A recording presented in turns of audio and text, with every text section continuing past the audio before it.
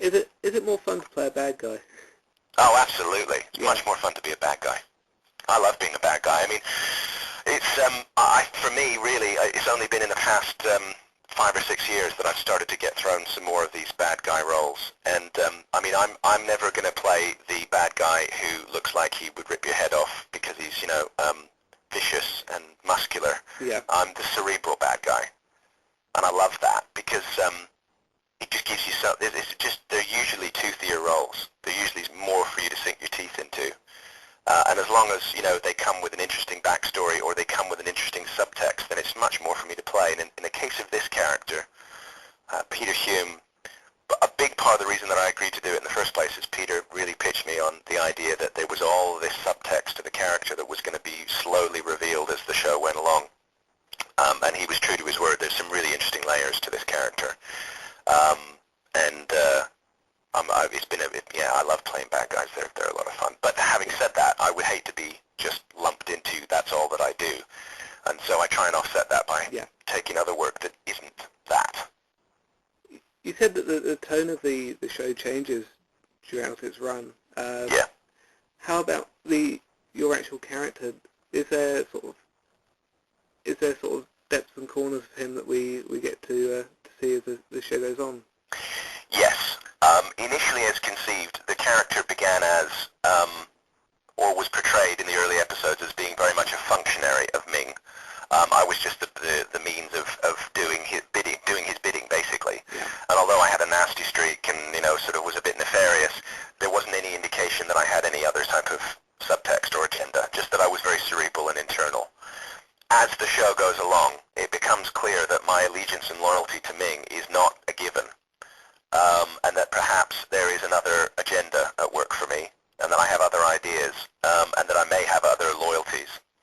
And as the show goes on, you get to start to see those. The storyline starts to play into the series, building towards the climax of it being our end of season cliffhanger, where a lot gets revealed and a lot happens, where everyone's cards eventually get put on the table, and without giving too much away, there's a very good build there. And what I would say as well about the series is, because there was some uncertainty about how exactly they were going to pull this show off, particularly because the budget was, as I was saying in an earlier question, sort of reined in somewhat. The show evolves considerably as the season goes along, and I think that the real excitement builds from about halfway through towards the end. It gets much more layered, and I think we get away from a lot of the Earthbound storylines and spend a lot more time on Mongo, which is just an much more interesting environment, and the show really gathers momentum. And I'm very, very proud of the last half of the season in particular. We did a really great job with it. As the series was devised and set up, is it set up as a long-going story arc over many series, or are you just seeing how this series plays? Yeah, well, there's a few different answers to that question. I mean, at first, I think the idea was that the network were very in favor of having episodes that completely stood alone. That there would be some sort of a situation that would develop in a given episode, that Flash would be thrown into some sort of crisis, they'd have to work their way through it, and at the end it would be resolved.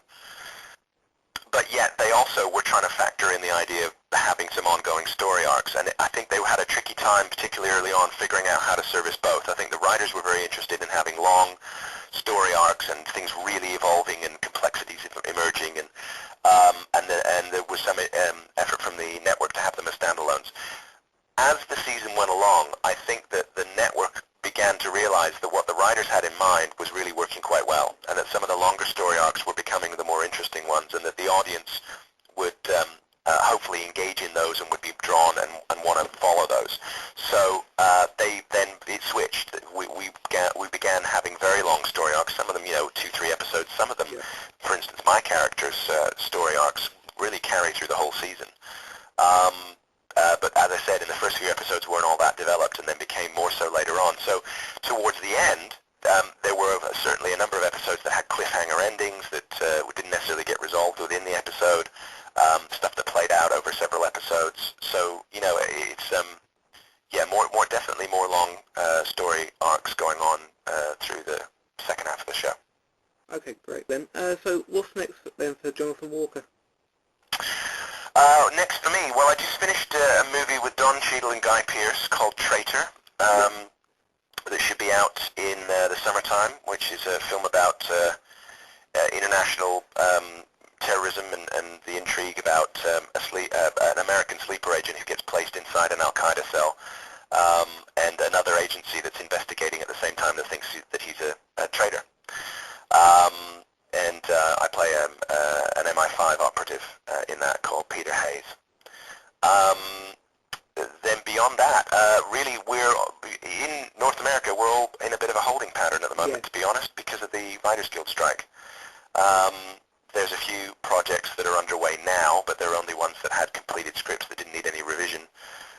And then everything really is at a bit of a standstill until that gets sorted out. It looks like they may be on the edge of a deal. Okay. And if they are, then we all get to go back to work. But all of the American series, including all of the science fiction series, have come to a dead stop. The only one that's still going, that's particularly under Sci-Fi's mandate, is Stargate.